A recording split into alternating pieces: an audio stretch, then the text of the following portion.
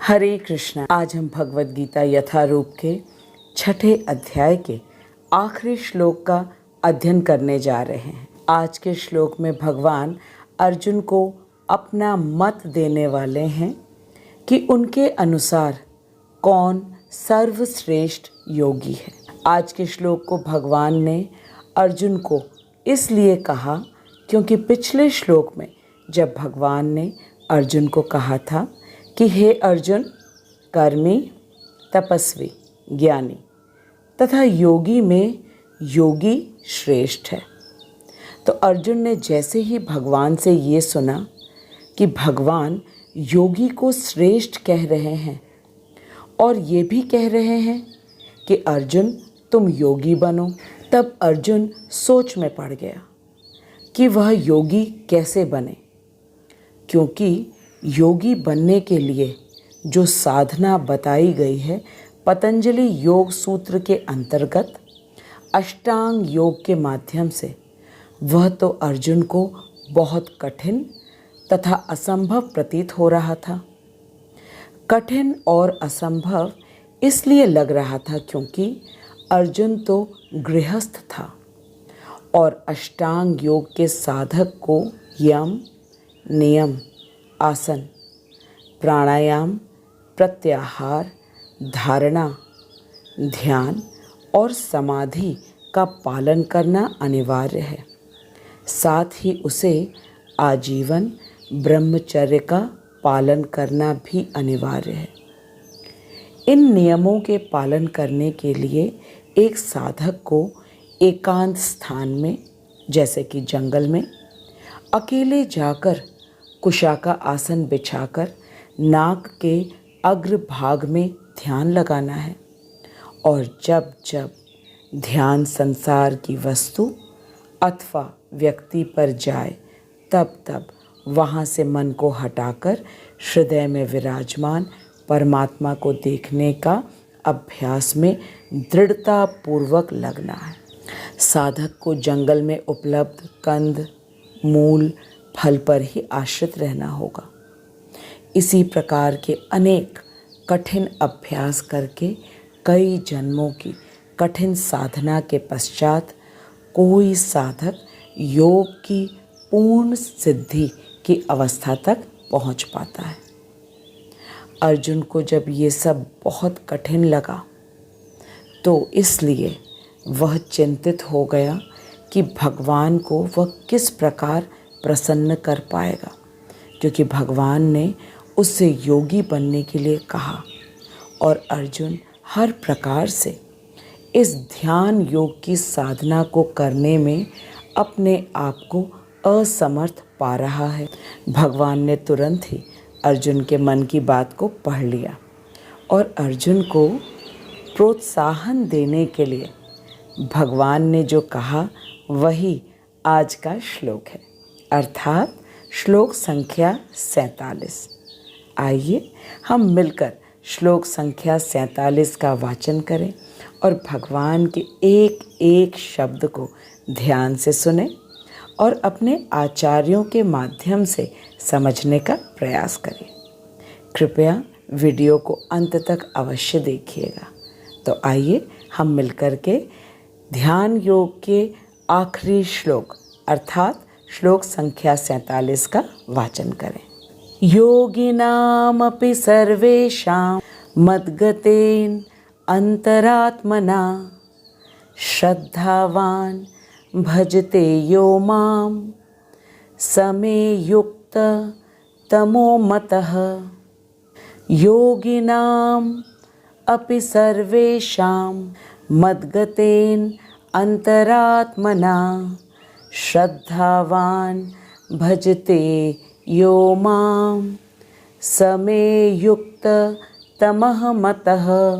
योगिनामपि सर्वेषां मद्गतेन अन्तः आत्मना श्रद्धावान भजते यो मां समे युक्त तमो मतः।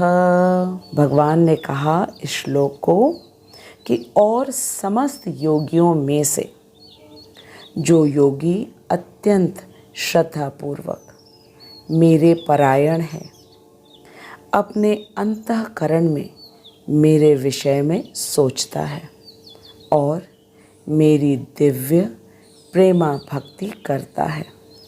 वह योग में मुझसे परम अंतरंग रूप में युक्त रहता है और सबों से उच्च है, सबों में सर्वोच्च है। यही मेरा मत है। भगवान ने श्लोक संख्या 47 में ध्यान योग के अपना पूर्ण अब निष्कर्ष दे रहे हैं इस अध्याय के अंतिम श्लोक में, क्योंकि श्लोक संख्या 46 में भगवान ने कहा था कि योगी पुरुष तपस्वी से, ज्ञानी से तथा सकाम कर्मी से बढ़कर होता है। अतः हे अर्जुन, तुम सभी प्रकार से योगी बनो। अब अर्जुन चिंतित हो गया कि वो कैसे योगी बने, क्योंकि योग में जिस अष्टांग योग की विधि बताई है वो अर्जुन को बहुत कठिन और असंभव लग रहा था। इसलिए अर्जुन को प्रोत्साहन देने के लिए भगवान ने श्लोक संख्या 47 कहा और कहा कि समस्त योगियों में जो योगी अत्यंत श्रद्धापूर्वक मेरे परायण होता है और अपने अंतःकरण में मेरे विषय में सोचता है, मेरी दिव्य प्रेमा भक्ति करता है, वह योग में मुझसे परम अंतरंग रूप में युक्त रहता है। ऐसा योगी मुझसे परम अंतरंग रूप में सदा युक्त रहता है और यही योगी सबों में सर्वोच्च है। यही मेरा मत है, ऐसा भगवान ने अर्जुन से कहा। आइए अब हम श्रील विश्वनाथ चक्रवर्ती ठाकुर के अन्वय को पढ़कर इस अत्यंत महत्वपूर्ण श्लोक को खूब अच्छी तरह समझते हैं। श्री विश्वनाथ चक्रवर्ती ठाकुर की जय, अनंत कोटि वैष्णवों की जय। मे मतः, मेरे अनुसार, सर्वेषां योगिनाम अपि, समस्त योगियों में भी, सह युक्ततमः, वे योगी श्रेष्ठ हैं जो श्रद्धावान, श्रद्धालु, मत गतेन अंतरात्मना, मुझ में आसक्त मन के द्वारा, माम, मुझे, भजते हैं। भगवान ने अर्जुन से कहा, मेरे मत अनुसार समस्त योगियों में भी वे योगी सर्वश्रेष्ठ हैं जो श्रद्धावान होकर मुझ में आसक्त मन के द्वारा निरंतर मुझे ही भजते हैं। श्री विश्वनाथ चक्रवर्ती ठाकुर हमें बता रहे हैं कि भगवान ने अर्जुन से कहा कि मेरा भक्त केवल एक प्रकार के योगी से नहीं अपितु समस्त प्रकार के योगियों से श्रेष्ठ है। चाहे वो योगारूढ़ हों, योगारूढ़ हों, संप्रज्ञात समाधि युक्त हो या असंप्रज्ञात समाधि युक्त हो। आइए समझते हैं कि संप्रज्ञात समाधि युक्त और असंप्रज्ञात समाधि युक्त किन्हें कहते हैं। संप्रज्ञात समाधि युक्त उन्हें कहते हैं जो साधक ज्ञान के द्वारा यह विद्या प्राप्त कर लेते हैं कि इस भौतिक जगत की प्रत्येक वस्तु नश्वर है तथा क्षणिक है और इन भौतिक वस्तुओं को एकत्रित करने में और भौतिक व्यक्तियों के साथ संबंध बनाने में बहुत समय और परिश्रम लगता है और यदि ये मिल भी जाए तो भी भौतिक सुख संपत्ति क्षणिक ही होता है, अतः दुख फिर से होगा। इसीलिए ज्ञानी व्यक्ति डरता है भौतिक जगत से संबंध बनाने में और वह दूर ही रहता है हर वस्तु से या व्यक्ति से और उसका सारा ध्यान भगवान के ब्रह्म ज्योति में लीन या एकाकार होने में रहता है। ऐसे साधकों को संप्रज्ञात समाधि युक्त कहते हैं और असंप्रज्ञात समाधि युक्त वे हैं जो संप्रज्ञात समाधि युक्त योगियों से विपरीत हैं और वे अपना सारा ध्यान भगवान के दर्शन में केंद्रित करते हैं। असंप्रज्ञात समाधि युक्त योगी संप्रज्ञात समाधि युक्त योगी से इस प्रकार से भिन्न है कि जो संप्रज्ञात समाधि युक्त है वो डरता है इन भौतिक जगत से संबंध बनाने में और हर वस्तु से, हर व्यक्ति से वो दूर रहता है। लेकिन जो असंप्रज्ञात है वह जानता है कि सब कुछ कृष्ण का है, कृष्ण की सेवा में लगाओ। इस प्रकार वह निडर हो करके अपना ध्यान पूर्ण रूप से कृष्ण में लगाता है, हर वस्तु को भी कृष्ण की सेवा में लगाता है और हर व्यक्ति को भी कृष्ण के संदर्भ में ही देखता है। तो इस प्रकार से हमने अब संप्रज्ञात असंप्रज्ञात योगी के विषय में जान लिया। आइए अब हम योगारूढ़ तथा योगारूढ़ को भी एक बार फिर से पुनरावृत्ति कर लें। योगारूढ़ वे साधक हैं जो योग साधना में कुछ ही समय से जुड़े हैं और योगारूढ़ वे होते हैं जो योग साधना में समाधि की अवस्था पर स्थित हैं।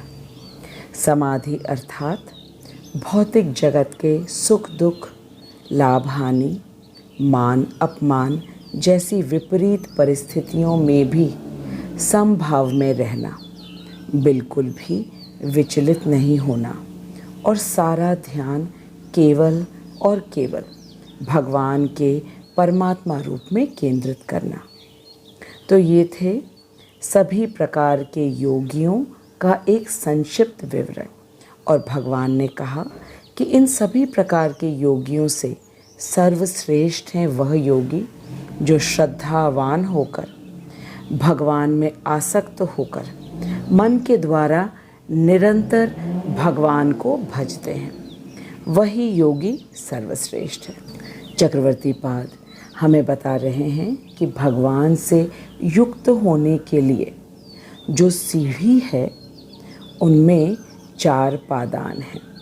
भगवान से युक्त होने के लिए जो योग है उसे हम एक सीढ़ी के रूप में समझ सकते हैं और उसमें 4 पादान हैं। सबसे पहला है कर्म योग, दूसरा है ज्ञान योग, तीसरा है ध्यान योग और अंतिम पादान है भक्ति योग। फिर चक्रवर्ती पाद कह रहे हैं कि इस भक्ति योग में प्रवृत्त होने के लिए 3 पादान हैं। पहला कर्म योग, ज्ञान योग और ध्यान योग। कर्म योग के पादान में सबसे पहले व्यक्ति सकाम कर्मी होता है और फिर बाद में वह निष्काम बन जाता है। सकाम अर्थात कर्म फल भोगने की इच्छा से शास्त्र अनुमोदित कर्म करना और फिर वह क्रमशः निष्काम बन जाता है, क्योंकि सकाम कर्मी देवी देवताओं की पूजा करते हैं मनवांछित फल की इच्छा से। देवी देवता वो हैं जो भगवान के द्वारा नियुक्त बड़े बड़े विभागों के अधिकारी हैं, जैसे कि जल के देवता हैं सूर्य के देवता हैं विवस्वान, वर्षा के देवता हैं इंद्र, पृथ्वी की देवी हैं माँ धरती, वायु के देवता हैं पवन देवता, इत्यादि इत्यादि ऐसे अनेक अनेक देवता हैं। ये देवता हमारी पूजा में अर्पण वस्तुओं को भगवान तक पहुंचा देते हैं और वे अपने पास कुछ भी नहीं रखते, क्योंकि ये सभी देवी देवता भगवान के भक्त हैं। इस प्रकार जो सकाम कर्मी है वह इन देवताओं की पूजा करके क्रमशः निष्काम बन जाता है और निष्काम होने का अर्थ है कि अब वह ज्ञान लेने के योग्य हो गया। अब यह कर्मयोगी कर्म योग के पादान का त्याग कर ज्ञान योग पर आरूढ़ हो जाता है। ज्ञान योग में आरूढ़ होने का अर्थ है कि अब उसे ये ज्ञान हो गया कि वह आत्मा है, परमात्मा का अंश, और परमात्मा उसके हृदय में नित्य वास करते हैं, और साथ ही भौतिक जगत की नश्वरता और तुच्छता का भी उसे ज्ञान हो गया, जिसके फलस्वरूप उसे विरक्ति हो जाती है भौतिक वस्तुओं से और भौतिक संबंधों से, और फिर वह साधक ज्ञान योग के पादान को त्याग कर ध्यान योग के पादान पर आरूढ़ हो जाता है, परमात्मा पर ध्यान लगाने के लिए। इस प्रकार ध्यान योग की विधि का पालन करके योगी के हृदय में भक्त या साधु की कृपा से भगवान की प्रेम पूर्वक सेवा करने की इच्छा जागृत हो जाती है, और जैसे ही यह इच्छा जागृत हुई, इसका अर्थ है कि अब वह भक्ति योग पर आरूढ़ हो गया, और भक्ति योग ही समस्त योग की परिपूर्णता है। अतः एक भक्ति योगी सर्वश्रेष्ठ है अन्य सभी योगियों से। श्री विश्वनाथ चक्रवर्ती ठाकुर हमें श्रीमद् भागवत से एक श्लोक हमें बता रहे हैं, जो कि छठे स्कंद के 14वें अध्याय के श्लोक संख्या 5 है। मुक्तानाम अपि सिद्धानाम नारायण परायणः सुदुर्लभः प्रशांत आत्मा कोटिः अपि महामुने। श्री सूत गोस्वामी वहाँ पे एकत्रित सभी मुनियों को कह रहे हैं कि हे महामुने, कोटि कोटि भक्तों और सिद्धों में से नारायण परायण प्रशांत आत्मा पुरुष अत्यंत दुर्लभ है। कहा शुकदेव गोस्वामी ने, सूत गोस्वामी जी ने, कि कोटि कोटि भक्तों और सिद्धों में से नारायण परायण अर्थात विष्णु परायण या कृष्ण परायण, प्रशांत आत्मा जिसका चित्त बिल्कुल प्रशांत है, ऐसा पुरुष अत्यंत दुर्लभ है। और ऐसे पुरुष को ही परम योगी या भक्त कहा जाता है, जिसको भगवान ने इस छठे अध्याय के अंतिम श्लोक में कहा है कि यह सर्वश्रेष्ठ है। आइए अब हम श्रील भक्ति विनोद ठाकुर के तात्पर्य को पढ़ते हैं और इस महत्वपूर्ण श्लोक को और अच्छी तरह समझते हैं। श्रील भक्ति विनोद ठाकुर की जय। श्रील भक्ति विनोद ठाकुर कह रहे हैं कि जितने भी प्रकार के योगी हैं, सबकी अपेक्षा भक्ति योग के अनुष्ठाता योगी ही श्रेष्ठ हैं।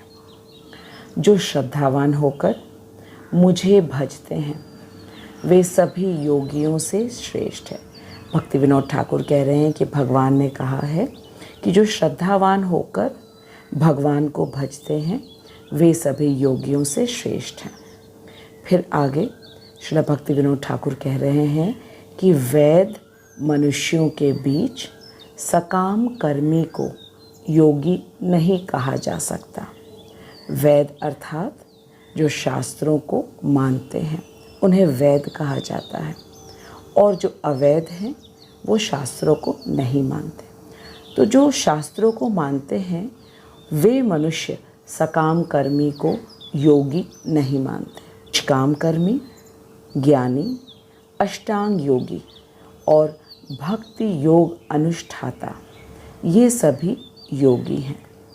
तो श्री भक्ति विनोद ठाकुर ने कहा कि सकाम कर्मी को योगी नहीं माना जाता, लेकिन निष्काम कर्मी योगी, निष्काम कर्मी ज्ञानी, अष्टांग योगी और भक्ति योगी को अवश्य योगी कहा जाता है। फिर भक्ति विनोद ठाकुर कह रहे हैं कि योग एक ही है, दो नहीं है। योग एक सोपानमय मार्ग विशेष है। उस मार्ग का आश्रय कर जीव ब्रह्म पथ पर आरूढ़ होते हैं। ब्रह्म पथ अर्थात भगवान के दर्शन, भगवान की सेवा, भगवान के चिंतन हेतु वे योग के पथ पर आरूढ़ होते हैं। निष्काम कर्म योग इस सोपान का प्रथम क्रम है। इसमें ज्ञान और वैराग्य संयुक्त होने पर ज्ञान योग रूप इसकी द्वितीय क्रम बनता है। तो पहला है निष्काम कर्म योग और इसमें जब ज्ञान और वैराग्य मिल जाता है तो वह द्वितीय क्रम हो जाता है और जिसका नाम है ज्ञान योग। फिर इसमें पुनः जब ईश्वर चिंतन रूप ध्यान के संयुक्त होने पर अष्टांग योग रूप इसका तृतीय क्रम बनता है। तो सबसे पहला क्रम है निष्काम कर्म, उसमें ज्ञान और वैराग्य मिलने पर ज्ञान योग होता है और ज्ञान योग में ईश्वर चिंतन मिलने पर ध्यान योग बनता है। फिर भक्ति विनोद ठाकुर कह रहे हैं कि इस तृतीय क्रम में भगवत प्रीति संयुक्त होने पर भक्ति योग रूप चतुर्थ क्रम बनता है। तो सबसे पहला है निष्काम कर्म योग, दूसरा है ज्ञान योग, तीसरा है ध्यान योग और चौथा और अंतिम है भक्ति योग। फिर भक्ति विनोद ठाकुर कह रहे हैं कि इन समस्त क्रमों के संयुक्त होने से जो सोपान बनता है उसी का नाम योग है। उसी योग की व्याख्या स्पष्ट रूप में करने के लिए खंडित योगों का उल्लेख करना पड़ता है। खंडित अर्थात जो अलग अलग इसके क्रम हैं, जैसे कि सबसे पहला है निष्काम कर्म योग, उसमें ज्ञान और वैराग्य आने से वह बन जाता है ज्ञान योग। फिर ज्ञान योग में जब ईश्वर चिंतन युक्त होता है तब वो बन जाता है अष्टांग योग, जिसको हम ध्यान योग कहते हैं। और फिर जब भगवत प्रीति संयुक्त होती है साधु या गुरु की कृपा से, तब वह चतुर्थ क्रम बन जाता है।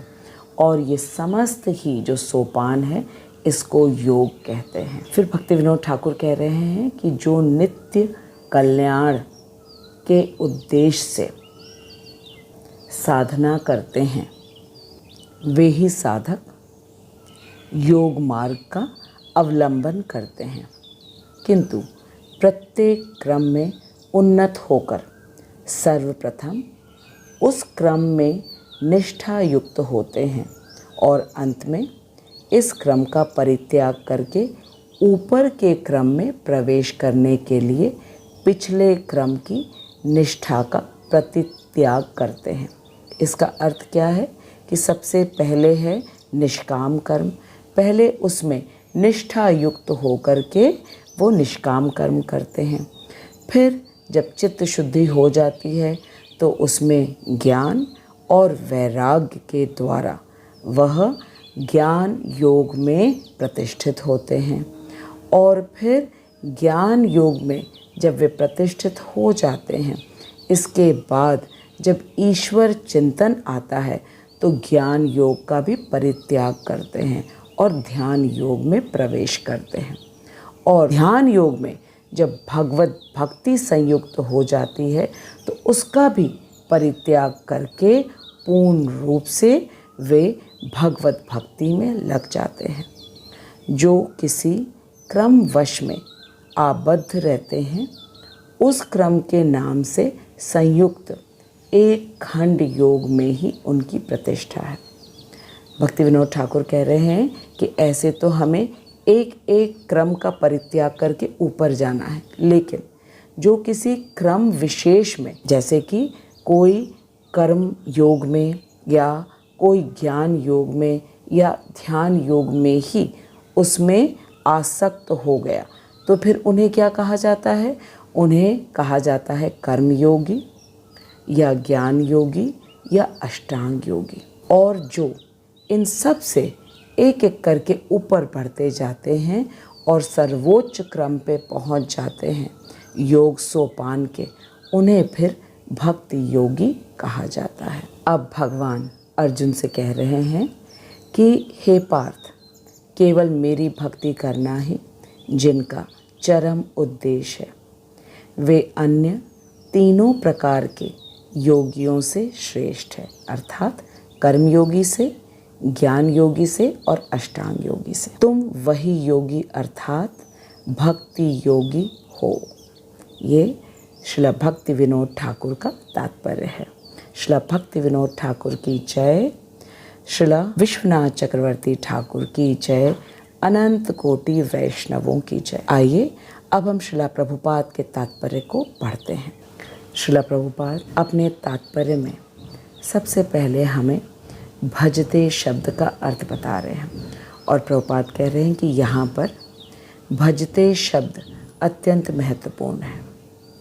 भजते भज धातु से बना है। धातु अर्थात क्रिया, जिसको अंग्रेजी में वर्ब कहते हैं, जिसका अर्थ है सेवा करना। फिर प्रभुपाद हमें कह रहे हैं कि अंग्रेजी शब्द वर्शिप, जिसको हम पूजन कहते हैं, अंग्रेजी शब्द वर्शिप से यह भाव व्यक्त नहीं होता, क्योंकि इससे पूजा करना, सम्मान दिखाना तथा योग्य का सम्मान करना सूचित होता है। प्रभुपाद का अर्थ है कि अंग्रेजी शब्द जो वर्शिप है, जिसको हम हिंदी में पूजन कहते हैं या पूजा करना, उसका अर्थ होता है सम्मान देना या योग्य का सम्मान करना। किंतु प्रेम तथा श्रद्धा पूर्वक सेवा तो श्री भगवान के निमित्त ही है। किसी सम्मानीय व्यक्ति या देवता की पूजा न करने वाले को अशिष्ट कहा जाता है, किंतु भगवान की सेवा न करने वाले को तो पूरी तरह भर्त्सना की जाती है। प्रत्येक जीव भगवान का अंश स्वरूप है और इस तरह प्रत्येक जीव को अपने स्वभाव के अनुसार भगवान की सेवा अवश्य करनी चाहिए। ऐसा न करने से वह नीचे गिर जाता है। प्रभुपाद ने हमें भजते शब्द का अर्थ बताया और कहा कि भजन पूजन से भिन्न है। पूजन अर्थात पूजा करना, वो किसी देवी देवता का अथवा सम्मानीय व्यक्ति का होता है। तो यदि कोई व्यक्ति देवी देवताओं की पूजा ना करे और सम्मानित व्यक्तियों को सम्मान न दे, तो उसे सौजन्य से रहित माना जाएगा या अशिष्ट कहा जाएगा।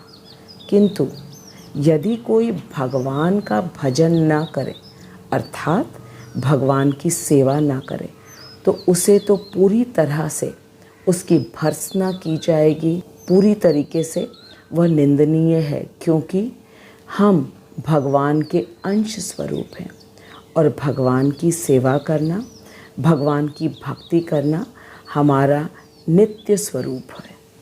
जीव का स्वरूप है नित्य कृष्णदास, और ऐसा न करने से जीव नीचे गिर जाता है।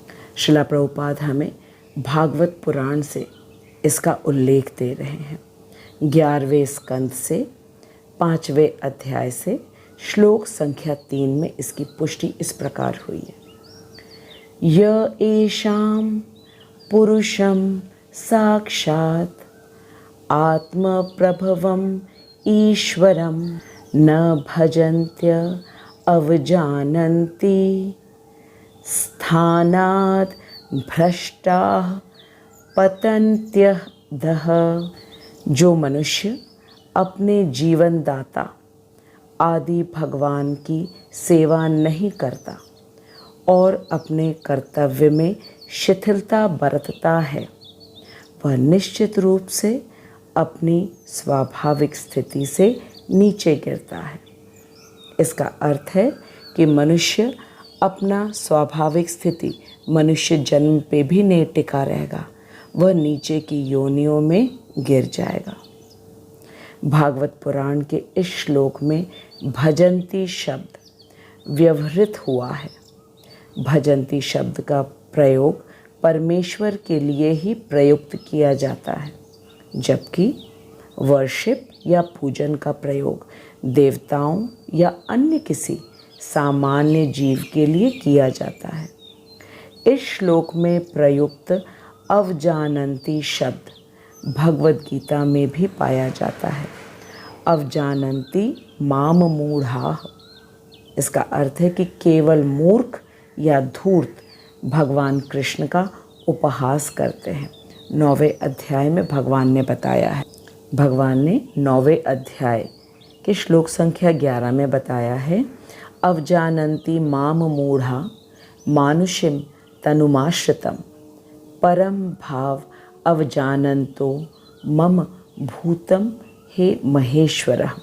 इसका अर्थ है कि जब मैं मनुष्य रूप में अवतरित होता हूँ, भगवान कह रहे हैं कि जब वे मनुष्य रूप में अवतरित होते हैं तो मूर्ख, भगवान कह रहे हैं कि तो मूर्ख मेरा उपहास करते हैं, वे मुझ परमेश्वर के दिव्य स्वभाव को नहीं जानते। अब श्रीला प्रभुपाद कह रहे हैं कि ऐसे मूर्ख जो भगवान के दिव्य स्वभाव को नहीं जानते, वे भगवत भक्ति की प्रवृत्ति न होने पर भी भगवत गीता का भाष्य कर बैठते हैं। फलतः वे भजन्ति तथा वर्शिप या पूजन शब्दों में अंतर को नहीं समझ पाते। श्रीला प्रभुपाद ने हमें भजन्ति अर्थात भक्ति या सेवा करना और पूजन के शब्दों का अंतर बताया, लेकिन जो मूर्ख भगवत भक्ति में प्रवृत्त नहीं होते हैं, वे इन दोनों शब्दों का अंतर नहीं समझ पाते हैं। फिर आगे श्रीला प्रभुपाद कह रहे हैं कि भक्ति योग समस्त योगों की परिणति है, अर्थात परम सिद्ध अवस्था है। अन्य योग तो भक्ति योग में भक्ति तक पहुँचाने के साधन मात्र हैं। योग का वास्तविक अर्थ भक्ति योग ही है। अन्य सारे योग भक्ति योग रूपी गंतव्य की दिशा में अग्रसर होते हैं।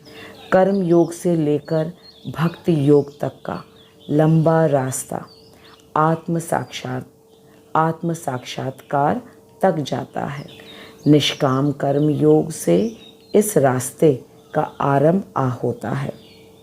जब कर्म योग में ज्ञान तथा वैराग्य की वृद्धि होती है, बढ़ जाता है ज्ञान और वैराग्य, तो यह अवस्था ज्ञान योग कहलाती है। अर्थात निष्काम कर्म योग करके चित्त शुद्ध हुआ और फिर ज्ञान से वैराग्य आया, तो इस अवस्था को कहते हैं ज्ञान योग।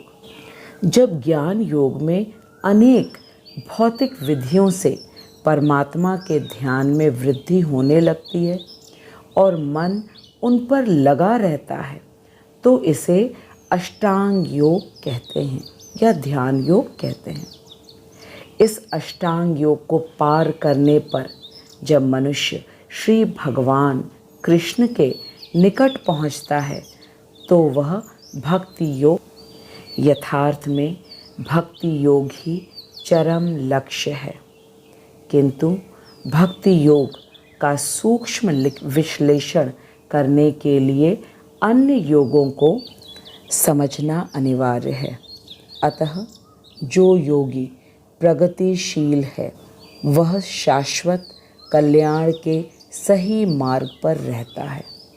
लेकिन जो किसी एक बिंदु पर दृढ़ रहता है और आगे प्रगति नहीं करता, वह कर्म योगी, ज्ञान योगी, ध्यान योगी, राजयोगी, हठ योगी आदि नामों से पुकारा जाता है।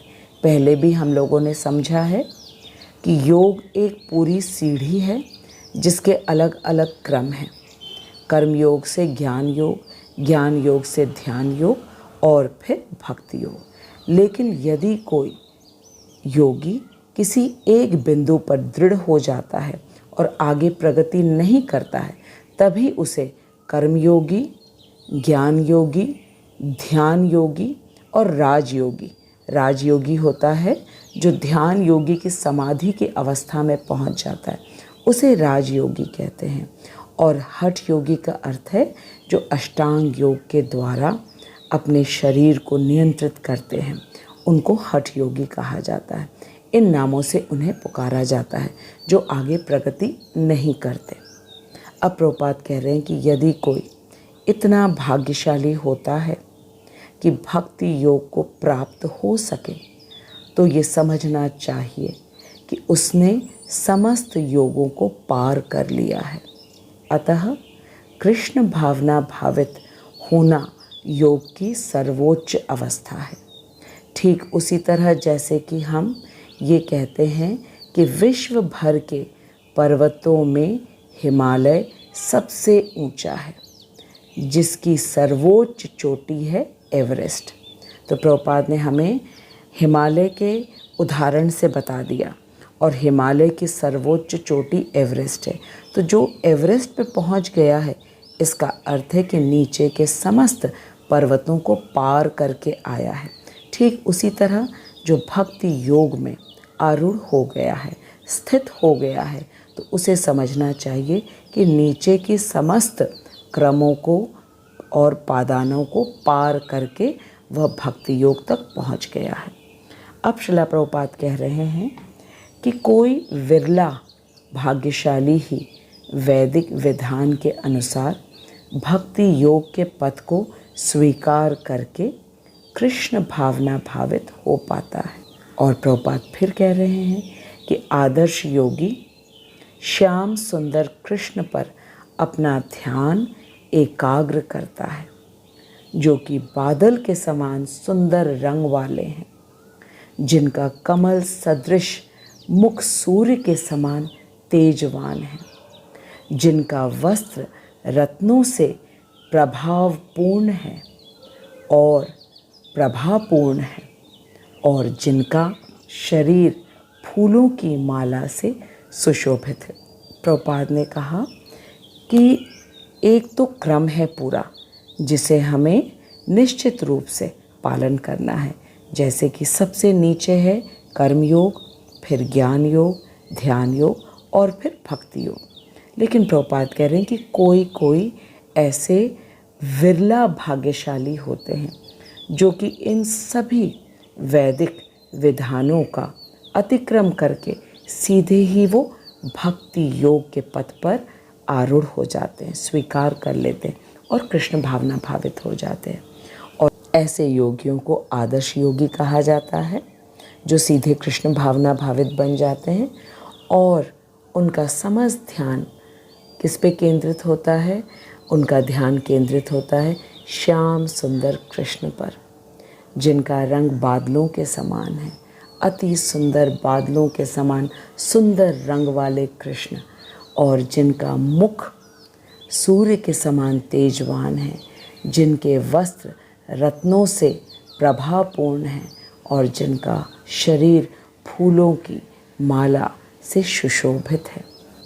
उनके अंगों को प्रदीप्त करने वाली उनकी ज्योति को ब्रह्म ज्योति कहते हैं। वे राम, नरसिंह, वराह तथा श्री भगवान कृष्ण जैसे विभिन्न रूपों में अवतरित होते हैं। वे सामान्य व्यक्ति की भांति माता यशोदा के पुत्र के रूप में जन्म ग्रहण करते हैं और कृष्ण, गोविंद तथा वासुदेव के नाम से जाने जाते हैं। वे पूर्ण बालक, पूर्ण पति, पूर्ण सखा तथा पूर्ण स्वामी हैं और वे समस्त ऐश्वर्यों तथा दिव्य गुणों से ओतप्रोत हैं। श्रील प्रभुपाद कह रहे हैं कि जो भगवान के इन गुणों से पूर्णतया अभिज्ञ रहता है, वह सर्वोच्च योगी कहलाता है। अर्थात भगवान के इन गुणों को जो तत्व से जानता है, वही सर्वोच्च योगी कहलाता है। योग की यह सर्वोच्च दशा केवल भक्ति योग से ही प्राप्त की जा सकती है, जिसकी पुष्टि वैदिक साहित्य से होती है। श्रील प्रभुपाद हमें श्वेताश्वतर उपनिषद से छठे अध्याय के श्लोक संख्या 23 से बता रहे हैं कि यस्य देवे परा भक्ति यथा देवे तथा गुरो तस्येते कथिता ही अर्था प्रकाशयन्ते महात्मनः, अर्थात जिन महात्माओं के हृदय में श्री भगवान तथा गुरु में परम श्रद्धा होती है, उनमें वैदिक ज्ञान का संपूर्ण तात्पर्य स्वतः प्रकाशित हो जाता है। यहाँ पर श्रील प्रभुपाद ने परम श्रद्धा का महत्व बताया है कि जिन महात्माओं के हृदय में श्री भगवान तथा गुरु के प्रति परम श्रद्धा होती है, उनमें वैदिक ज्ञान का संपूर्ण तात्पर्य स्वतः ही प्रकाशित हो जाता है। श्रील प्रभुपाद ने भक्ति का अर्थ बताया है। कहा है कि भक्ति का अर्थ है भगवान की सेवा, जो इस जीवन में या अगले जीवन में भौतिक लाभ की इच्छा से रहित होती है। ऐसी प्रवृत्तियों से मुक्त होकर मनुष्य को अपना मन परमेश्वर में लीन करना चाहिए। गोपाल तापनी उपनिषद में कहा गया है, नैष्कर्म्य का यही सही प्रयोजन है। अब प्रभुपाद हमें कह रहे हैं कि इन सब साधन को करके जिसने योग की परम संसिद्धिमय अवस्था भक्ति या कृष्ण भावनामृत को संपन्न किया है, वही परम योगी है, वही भक्ति योगी है, सर्वश्रेष्ठ योगी है। श्रील प्रभुपाद के पूर्ण तात्पर्य को पढ़कर हमने जाना कि भक्ति योग भक्ति के बिना संभव नहीं है और भक्ति श्रद्धा के बिना हो ही नहीं सकती। श्रील प्रभुपाद ने श्रील विश्वनाथ चक्रवर्ती ठाकुर तथा श्रील भक्ति विनोद ठाकुर के अन्वय एवं तात्पर्य का निचोड़ हमें अंतिम निष्कर्ष के रूप में दे दिया है। साथ ही ये भी कहा कि श्रद्धा के बिना भक्ति की शुरुआत तक नहीं होती। अब सबसे बड़ा प्रश्न है कि श्रद्धा कहाँ से उत्पन्न हो। तो श्रील प्रभुपाद कहते हैं कि भगवान कृष्ण ने हमें स्वयं आकर भगवद गीता दी ताकि हम भगवद गीता को पढ़ें, और यदि कोई एक बार भी पूरी भगवद गीता को प्रामाणिक गुरु परंपरा से पढ़ेगा तो उसकी श्रद्धा कृष्ण भक्ति के प्रति अवश्य ही विकसित हो जाएगी। श्रील प्रभुपाद हमसे कहते हैं कि कृष्णदास कविराज गोस्वामी जी ने कहा है, श्रद्धा शब्दे विश्वास सुदृढ़ निश्चय, कृष्ण भक्ति कोयले सर्व कर्म कृत होय। श्रद्धा शब्दे विश्वास सुदृढ़ निश्चय, कृष्ण भक्ति कोयले सर्व कर्म कृत होय। अर्थात यदि किसी में ये श्रद्धा है कि कृष्ण भक्ति करने से उसके सारे कर्म सिद्ध हो जाते हैं, तो उसे निश्चित रूप से कृष्ण भक्ति इसी जन्म में मिल जाएगी। श्रील प्रभुपाद जी हमसे कहते हैं कि इस श्रद्धा को विकसित करने के लिए ही भगवान ने भगवद गीता में 574 श्लोक में अपने विषय में बोला है, ताकि हम उन्हें सुने, पढ़ें और समझें और अपनी पूर्ण श्रद्धा कृष्ण पर दृढ़ कर लें। और एक बार हमारी श्रद्धा दृढ़ हो जाए, उसके बाद तो भजन क्रिया अपने आप ही शुरू हो जाएगी। फिर भजन क्रिया के बाद अनर्थ निवृत्ति, अनर्थ निवृत्ति के बाद रुचि, निष्ठा और फिर कृष्ण प्रेम अवश्य होगा, और बस फिर प्रेम से सेवा आरंभ हो जाएगी। और कृष्ण की प्रेम पूर्वक सेवा करना ही तो भक्ति है। यही है भक्ति योग की पूर्णता। प्रेम पूर्वक सेवा का अर्थ है कि अब हम सेवा के बिना रह ही नहीं सकते।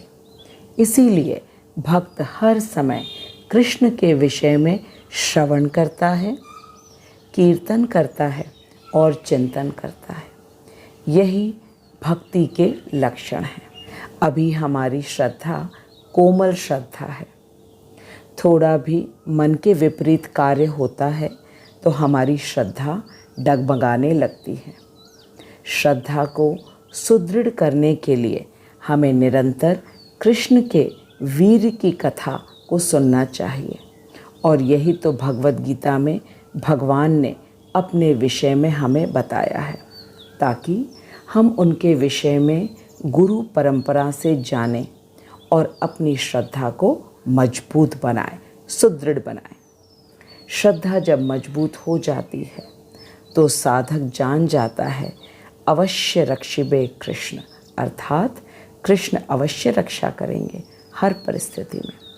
और वह ये भी जान जाता है कि राखे कृष्ण तो मारे के, और मारे कृष्ण तो राखे के। मैं आशा करती हूँ कि अब हम सभी समझ गए हैं कि सुदृढ़ श्रद्धा क्या होती है।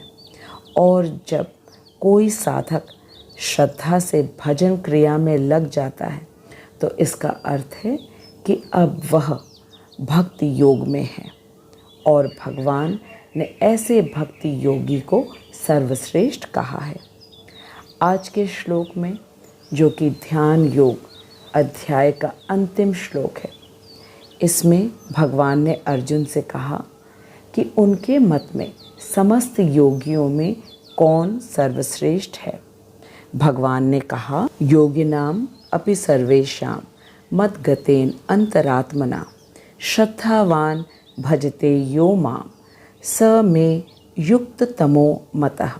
भगवान ने कहा कि समस्त योगियों में से जो योगी अत्यंत श्रद्धापूर्वक मेरे परायण है और अपने अंतःकरण में मेरे विषय में सोचता है, मेरी दिव्य प्रेमा भक्ति करता है, वही योगी मुझसे परम अंतरंग रूप में युक्त रहता है और वह सबों में सर्वोच्च है। यही मेरा मत है।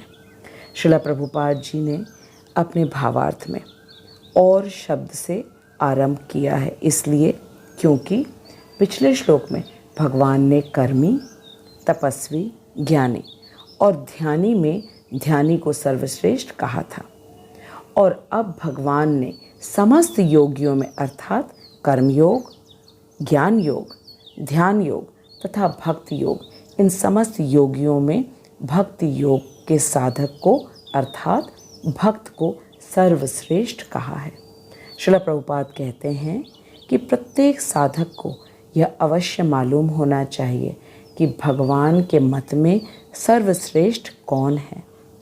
प्रभुपाद कहते हैं कि अन्य सभी योग साधना में भक्ति योग सबसे सरल है और सर्वश्रेष्ठ है, तथा अन्य योग भी इसमें शामिल हैं। भक्ति का आरंभ श्रद्धापूर्वक भगवद गीता के श्रवण से होता है, नाम जप से होता है, और एक बार जब साधक नाम जप करने लगता है तो बाकी सब भी अपने आप ही हो जाता है। नाम जप से साधक का चित्त शुद्ध हो जाता है और शुद्ध चित्त में आसानी से अपने स्वरूप को वो समझ पाता है, भगवान को जान पाता है, भगवान के साथ अपने संबंध को जान पाता है। और एक बार संबंध ज्ञान जब हो जाता है तो बाकी सब कुछ अपने आप ही होने लगता है। जैसे कि जब एक लड़की की सगाई हो जाती है, उसके बाद वह उस लड़के को अपना भावी पति के रूप में देखने लगती है, उसके माता पिता को अपने सास ससुर समझने लगती है, और संबंध ज्ञान होने से संबंध के अनुसार व्यवहार अपने आप ही हो जाता है। मैं आशा करती हूँ कि अब हम सबको हमारे आचार्यों की अहेतु की कृपा से कर्म योग, ज्ञान योग, ध्यान योग तथा भक्ति योग खूब अच्छे से समझ में आ गया है। और ये भी समझ में आ गया कि योग तो एक ही है, योग अर्थात मन से भगवान से जुड़ना। और इस योग की सीढ़ी के 4 भाग हैं। सबसे पहला पादान है निष्काम कर्म, फिर निष्काम कर्म से शुद्ध हृदय में ज्ञान का समावेश, तब यह ज्ञान योग कहलाता है। और ज्ञान योग से भौतिक जगत से जब वैराग्य होता है, फिर परमात्मा के दर्शन के प्रति आकर्षण होता है। इस अवस्था को ध्यान योग कहते हैं। और जो योगी निरंतर परमात्मा के दर्शन में प्रयत्नशील रहता है तो उसे गुरु और साधु की कृपा से कृष्ण भक्ति अवश्य मिलती है। इस प्रकार वह भक्ति योग का साधक बन जाता है। ये हुआ निष्काम कर्म योग से भक्ति योग तक क्रमिक विकास का पूरा विवरण। लेकिन कुछ अपवाद भी होते हैं, जैसे कि प्रहलाद महाराज, शुकदेव गोस्वामी, जिन्होंने सीधे भक्ति मार्ग का अवलंबन किया। इन्होंने जन्म से ही भक्ति की और इसके अलावा कुछ भी नहीं किया। लेकिन ऐसे लोग विरले होते हैं। साधारण मनुष्यों के लिए तो योग सोपान का पालन करना ही उचित है, ताकि हम क्रमिक विकास कर सकें और मिथ्याचारी न कहलाएं। भक्ति सर्वश्रेष्ठ है और भक्ति का अर्थ है समस्त लौकिक तथा पारलौकिक कामनाओं से मुक्त, अर्थात कोई कामना नहीं कि इस लोक में कुछ मिल जाए या इस जीवन के बाद मुक्ति मिल जाए या उस लोक में सुख की कामना। ये सब कुछ भी नहीं। अपने लिए कुछ भी नहीं मांगना, बस एक ही इच्छा कि तेरा सुख चाहूँ, बस ऐसा बना दे। और एक ही कामना हो कि मुझे आपकी सेवा मिलती रहे और मैं आपकी सेवा प्रेम पूर्वक करती रहूं। इसे भक्ति कहते हैं। जो इस प्रकार के भाव में रहता है वह भक्ति योग का साधक है। इसको नैष्कर्म भक्ति भी कहते हैं। इस विषय में श्रील प्रभुपाद का एक अंग्रेज़ी भाषा में भाषण है जो कि 1972 में अहमदाबाद में प्रभुपाद ने दिया। आइए हम उन्हें सुनते हैं। श्रील प्रभुपाद कह रहे हैं कि Arjun was disappointed when he heard the process of Ashtang Yoga. He thought the process of Ashtang Yoga was too tough for him, as mind is too tough to be controlled. And the process of mind control, as explained by Krishna, that was again tough and time-taking, and no guarantee of progress in the path of devotion. This made Arjun very disappointed. So, to encourage Arjun, Krishna said the verse number 47, in which he concluded that the best among all the yoga system is Bhakti Yoga, Shraddhavan Bhajate Yo Mam, which means always remember Krishna and never forget Krishna. This was the ultimate conclusion given by Krishna to Arjun. मैं श्रील प्रभुपाद, श्रील विश्वनाथ चक्रवर्ती ठाकुर और अपने शिक्षा गुरु हरिमोहन दास प्रभु जी को दंडवत प्रणाम करती हूँ, जिनकी अहेतु की कृपा से हमने भगवत गीता के परम गुह्य ज्ञान को समझा और छठे अध्याय को पूर्ण रूप से समझा और क्रम से हमने कर्मयोग, ज्ञान योग, ध्यान योग तथा भक्ति योग के विषय में भी समझा। अब हम अगले सप्ताह मिलेंगे। तब तक आप खूब मन से हरे कृष्ण महामंत्र का जप करिए। इस वीडियो को खूब मन से देखिए, अन्यों के साथ शेयर कीजिए और अवश्य ही कमेंट बॉक्स में लिखिएगा कि आपको सबसे अच्छा क्या लगा है और आपने क्या संकल्प किया है, कौन से योग का अब आप अवलंबन करने जा रहे हैं पूर्ण श्रद्धा से। भगवान ने तो भक्ति योग को सर्वश्रेष्ठ कहा है। मैं आशा करती हूँ कि हम सब भी भक्ति योग का ही अवलंबन करेंगे। जगत गुरु श्रील प्रभुपाद की जय, अनंत कोटि वैष्णवों की जय। मैं आपको हृदय से धन्यवाद देती हूँ कि आप छठे अध्याय तक आप निरंतर भगवान के वचनों को सुनने के लिए आप पूर्ण श्रद्धा से, एकाग्रता से आप जुड़े हुए हैं और अब हमारा प्रवेश होने जा रहा है 7वें अध्याय में, जिसका नाम है भक्ति योग। अगले सप्ताह भक्ति योग के प्रथम श्लोक को लेकर के हम फिर मिलेंगे। तब तक खूब प्रसन्न चित्त से हरे कृष्ण महामंत्र का जप करिए और प्रसन्न रहिए। जगत गुरु श्रील प्रभुपाद की जय। अनंत कोटि वैष्णवों की जय। हरे कृष्णा।